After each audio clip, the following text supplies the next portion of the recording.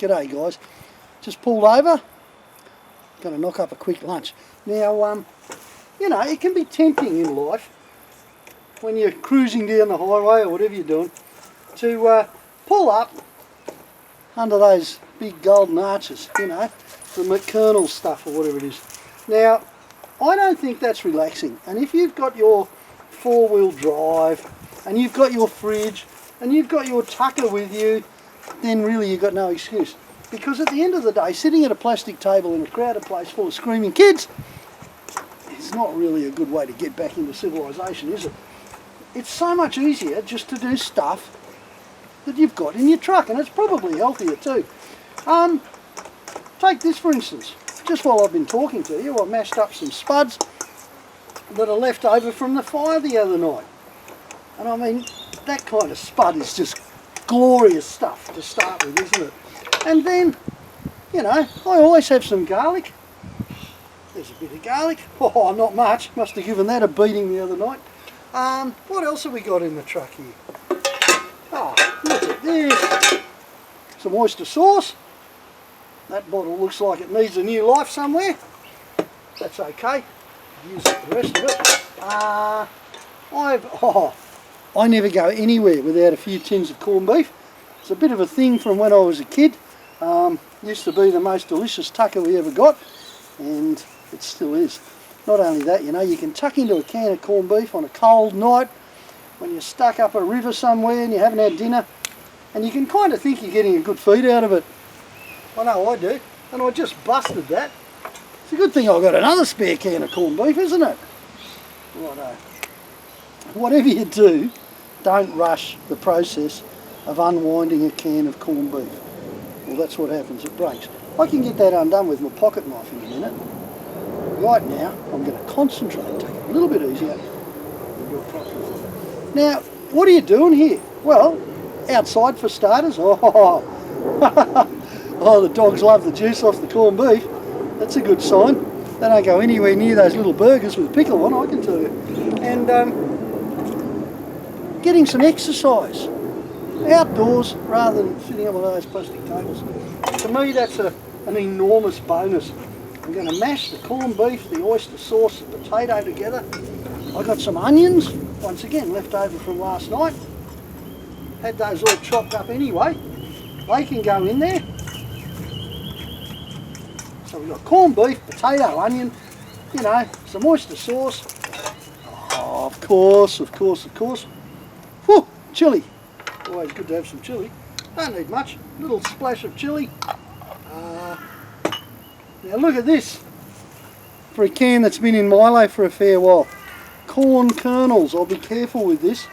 Sometimes these pop-top cans, they'll actually spring a leak. The dog didn't like that at all. He thought it was more corned beef juice. They'll spring a leak and you'll open them up and everything will look really bad. Normally you'll smell it first.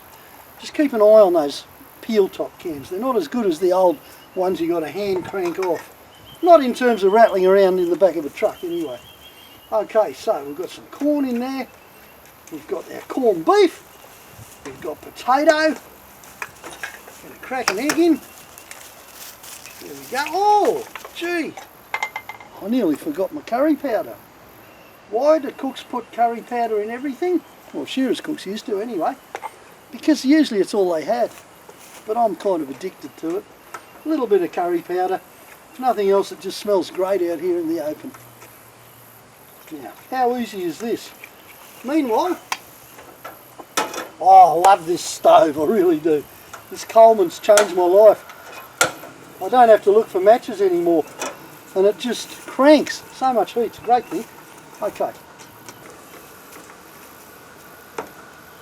In goes a nice thick pad of our goo. Look at that. And if it wasn't the middle of the day, I'd probably have a beer about now so I could time this. But that's all right. I think I'll just wait. It's not going to take very long anyway. Not on this stove. Get the plate ready. What are we going to serve this with? Well, to be honest, it's got meat and veg in it already, hasn't it? And it hasn't got the bun, especially the bun with the sugar in it. So that makes it 10 times better for you straight away.